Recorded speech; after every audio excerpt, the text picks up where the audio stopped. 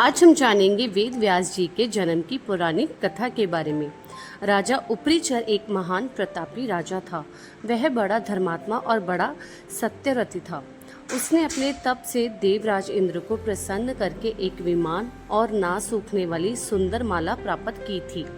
वह माला धारण करके विमान पर बैठकर आकाश में वह परिभ्रमण किया करता था। उसे आखेट का बड़ा चाव था। वह प्राय वनों में आखेट के लिए जाया करता था। उपरीचर की रानी का नाम गिरिका था। गिरिका भी बड़ी सुंदर और पवित्र हृदय थी। वह अपने पति को प्रेम तो करती ही थी, ईश्वर के प्रति भी बड़ी आस्थालु थी। निरंतर भजन और चिंतन में लगी रहती थी। एक बार गिरिका शतुमती हुई। 3 दिनों के पश्चात जब वह शुद्ध हुई तो उपरीचर उसके साथ रमण करने से पूर्व ही वन में आखेट के लिए चला गया। राजा आखेट के लिए चला तो गया, किंतु उसका ध्यान रानी के साथ रमण करने की ओर ही लगा रहा था। दोपहर का समय था। राजा वन में एक अशोक वृक्ष के नीचे बैठा हुआ था। शीतल और सुगंधित हवा चल रही थी। मृदुल स्वरों में पक्षी गान कर रहे थे। राजा का ध्यान रानी की ओर चला गया। वह रमन के संबंध में मन ही मन सोचने लगा। राजा कामातुर हो उठा और उसका वीर्य स्खलित हो गया। राजा ने सोचा उसका वीर्य व्यर्थ नहीं जा सकता। अंत उसने अपने वीर्य को एक दोने में रखकर विमान में बैठे हुए बाज पक्षी को बुलाकर उससे कहा, तुम इस दोने को ले जाकर मेरी रानी को दे दो, वह इसे अपने गर्भ में धारण कर लेगी। बाज दोने को मुख में दबाकर राजा के भवन की ओर उड़ चला। वह यमुना नदी के ऊपर से उड़ता हुआ चला जा रहा था। सहसा एक दूसरे बाज की दृष्टि उस पर पड़ी।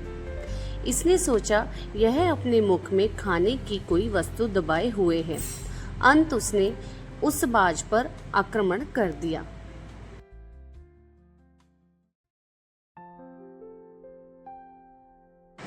दोनों बाजों में घमासान युद्ध करने लगा। परिणाम यह हुआ कि पहले बाज के मुख से दोना छूटकर यमुना के जल में गिर पड़ा। दोने में रखा वीर्य पानी में मिल गया। एक मछली को वीर्य पर दृष्टि पड़ी। उसने सोचा यह खाने की वस्तु है। अंत वह उसको पानी के साथ निगल गई। फलत मछली गर्भवती हो गई। दासराज नामक मल्लाह को वह मछली शिकार में मिली। जब उसने मछली के पेट को बीचों बीच से काटा तो उसके पेट में एक बालक और एक बालिका निकली। दासराज ने दोनों को उपरीचर को भेंट कर दिया।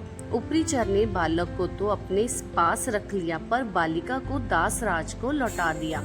दासराज उस बालिका को अपने घर ले जाकर उसका पालन पोषण करने लगा। दासराज ने बालिका का नाम सत्यवती रखा। वह मछली के पेट से उत्पन्न थी, इसलिए उसके शरीर से मछली की सी गंध निकला करती थी। अंत लोग उसे मत्स्यगंधा भी कहा करते थे। मत्स्यगंधा धीरे धीरे बड़ी हुई।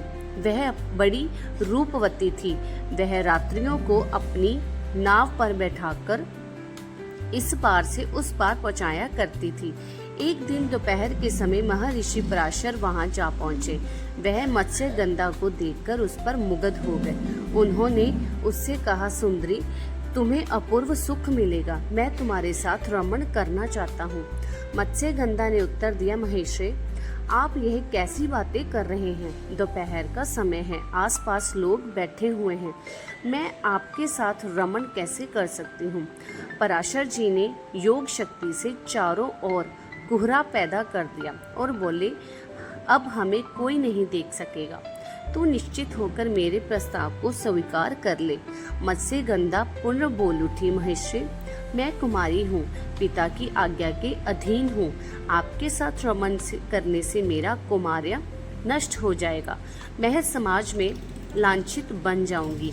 पराशर जी ने उत्तर दिया, तुम चिंता मत करो, मुझसे रमण करने के पश्चात भी तुम्हारा कुमार्य बना रहेगा। गर्भवती होने पर भी गर्भ का चिन्ह प्रकट नहीं होगा। मत्स्यगंधा फिर बोली, एक बात और, मेरे शरीर से मछली की सी गंध निकलती है। आप मुझे वरदान दे कि वह गंध के रूप में बदल जाए और 4 कोस तक फैली रहे। पराशर जी ने तथास्तु कह दिया। फलत मत्स्यगंधा के शरीर से कस्तूरी की सी गंध निकलने लगी। वह गंध 4 कोस तक फैली रहती थी। अंत अब वह योजन गंधा भी कही जाने लगी। पराशर जी ने मत्स्यगंधा के साथ रमण किया। उनके साथ रमण के फलस्वरूप वह गर्भवती हुई। समय पर यमुना के द्वीप में एक बालक ने उनके गर्भ से जन्म लिया। वह बालक जन्म लेते ही बड़ा हो गया। वह तप करने के लिए वन में चला गया। वही बालक जगत में वेद व्यास जी के नाम से प्रसिद्ध हुआ। वेद व्यास जी का पूरा नाम कृष्ण द्वैपायन वेद व्यास था। वह श्याम वर्ण के थे, इसलिए उनका नाम कृष्ण पड़ा। वह 2 द्वीपों के बीच में पैदा हुए थे, इसलिए द्वैपायन कहे जाते थे। वेदों के पंडित होने से वेद व्यास कहे जाते थे। वेद व्यास जी अमर हैं, वे आज भी धरती पर विद्यमान हैं और किसी किसी को दर्शन देकर कृतार्थ करते हैं। तो चलिए, इस प्रकार से थी वेद व्यास जी के जन्म की पौराणिक कथा। वीडियो पसंद आई तो वीडियो को लाइक और शेयर जरूर कीजिएगा और अगली आने वाली पौराणिक कथा को जानने के लिए आपके अपने चैनल अटल पौराणिक कथा को सब्सक्राइब जरूर कीजिएगा। तब तक के लिए धन्यवाद।